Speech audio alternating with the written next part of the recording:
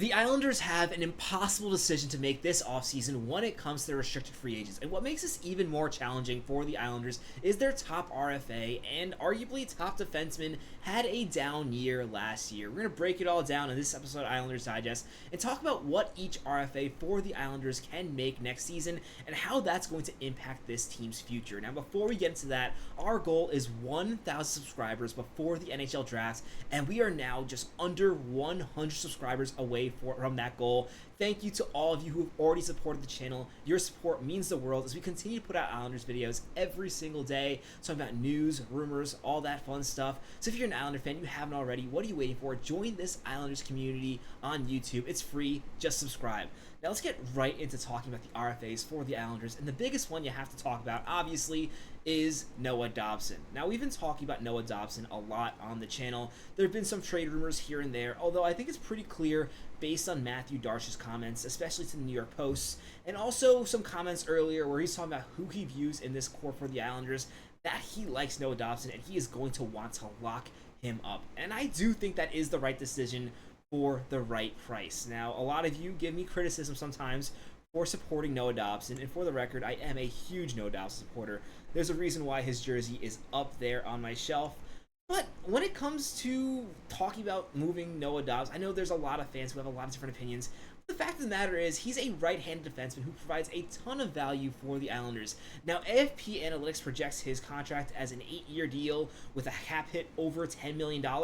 If you would have told me that a year ago, I would have signed him without question. That 70-point season was absolutely incredible. He's taken a step back, and because of that, I don't think Noah Dobson can quite expect that number. However, if the Islanders can get him from around $8 to $9 million on an 8-year deal, especially if it's like an 8.5 for 8 years, I think you have to sign that.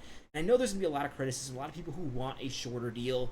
And while I think a shorter deal can make sense, it can also have consequences for the New York Islanders, especially if Noah Dobson has the bounce back that I think he is going to have.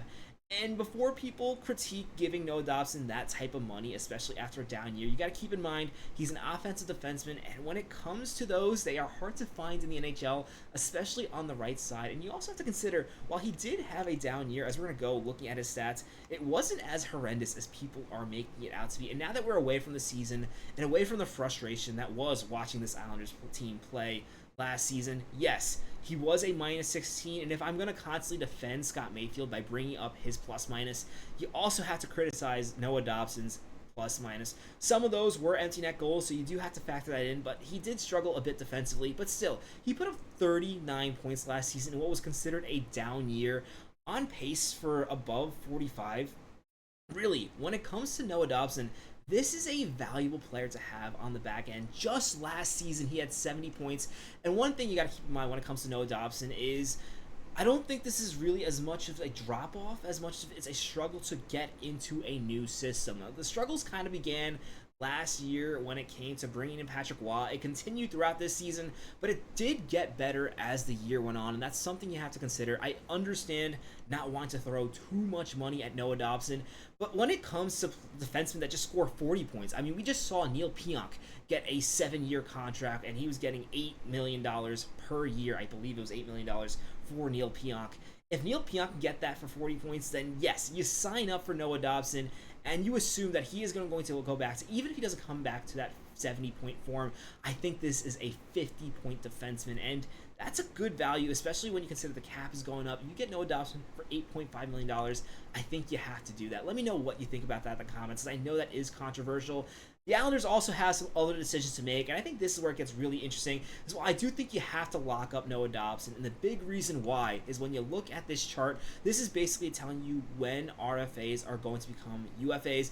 This is the Islanders' last year with Noah Dobson under full team control. If you sign him on a short-term deal or anything like that, and he has a good season, he can then walk after that, and you don't want to take that risk when you're the Islanders with Noah Dobson, a player as rare as he is, because if he does hit unrestricted free agency in the future after signing a short-term deal, you bet it's going to be a lot more expensive than $8 million just to keep him. I mean, look at Aaron Ekblad and all the talk there about how much money he's going to make this offseason after a down year.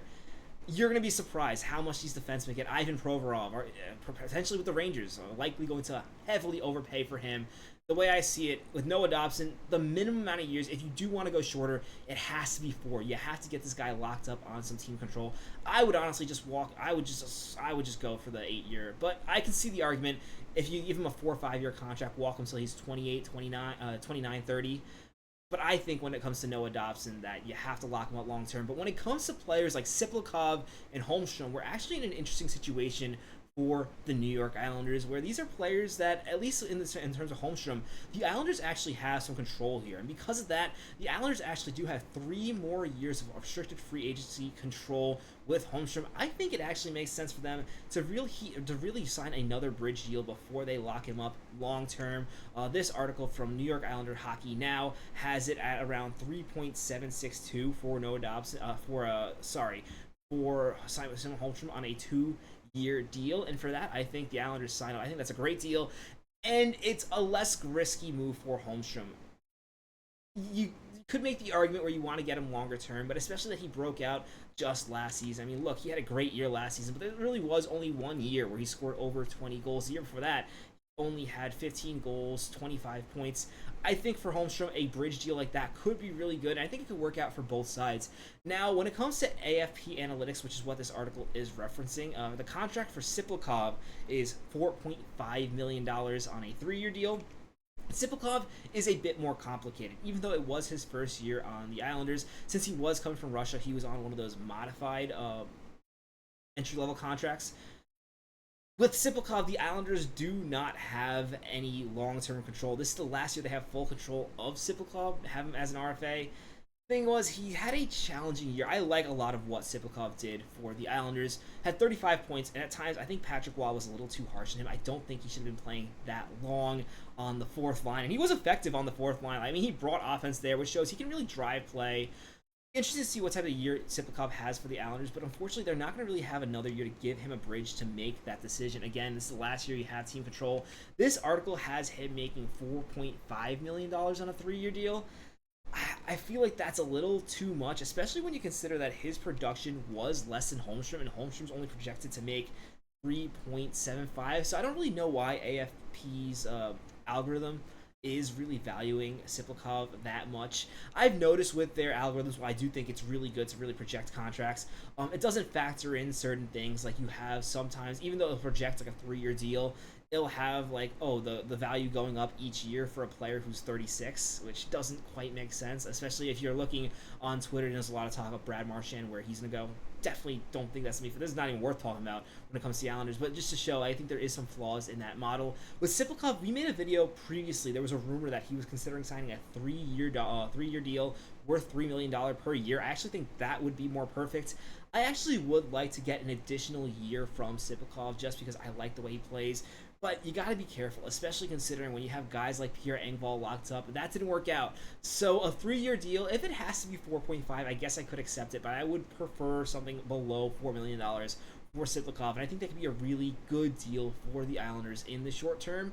And also good for Tsyplakov to get a bigger role and then potentially get a bigger payday as he gets closer to free agency. Now, the last restricted free agent at the Islanders that we have to talk about is Alex Romanov. And Alex Romanov has a really interesting case. New York Islanders Hockey Now really thinks to be there is some distance with the Islanders and Romanov, especially assuming that the Islanders are going to draft Schaefer.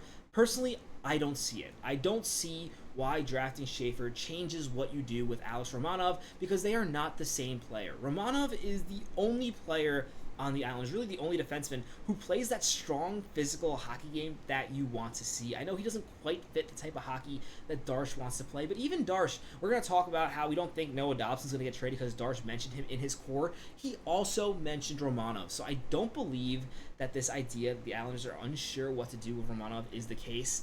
Still, it's going to be really interesting to see what they do for a contract, because Romanov, 25 years old, had a good season. Currently, AFP Analytics is projected to get a 1-year, $4.48 million deal. I don't think that's ideal for Romanov. I think you want to get some more term on him. He's in an interesting position, too, where he has another year, though, where you can do a 1-year kind of prove-it deal and then sign him to a long-year deal.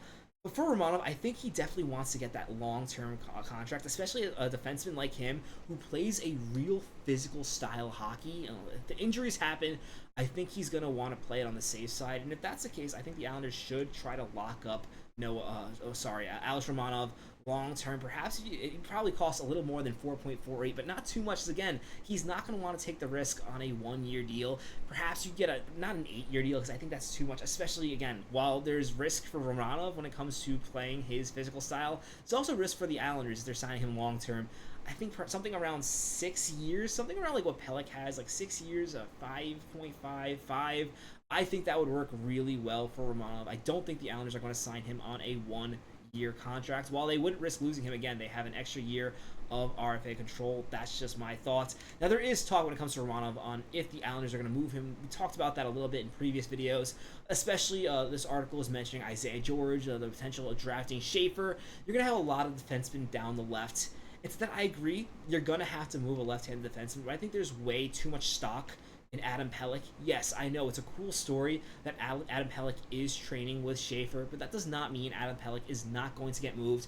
Now, there is a chance that no defensemen are moved right away. After all, even when it comes to Schaefer and Isaiah George, say the Islanders draft Schaefer and they have both Schaefer and George, that does not mean they're both going to make the team out of camp. In fact, I would be pretty surprised if Schaefer does make the team out of camp. So just for that, this is something that is going to come down the line, but you likely could wait another year before you have to trade Adam Pelech, and then potentially get more value. And then again, I'm saying trade Adam Pelech because for me, it doesn't make sense. While I understand Matthew Darsh likes Adam Pelech's game, there's a lot to like with Adam Pelech. He's an older player. It does not make sense to move a 25-year-old Alex Romanov just to give the rookies more mentorship. Especially when you consider that Adam Pelech's defensive partner, Ryan Pulock, will still be on the team and can provide the same value, if not more mentorship for these players, considering he plays on the right side and can play with them while they're on the ice. Because of that, I just don't think there is as much merits. I think New York Islanders hockey now is reading a little too into this. And again, why would you trade Romanov? We talked about how good he was last season. The injury was a little concerning, but he per game put up the most points he has in the NHL so far, and he also looks so good defensively, playing so many minutes for the New York Islanders. I think you can get him for around $5 million around there for 6 years. I think that's a great contract for the Islanders. It also would work for Romanov, especially considering his style of play. Let me know what you think about that in the comments below. And all these contracts, which of these players you think you like to see the Islanders keep the most? And are there any you're probably considering that maybe they should trade instead? Love to know your thoughts. I have a hot conversation with you guys in the comments below. As always, if you haven't already, be sure to subscribe to the channel. My name is Patrick Nilan. This is Islanders Digest. Let's go Islanders.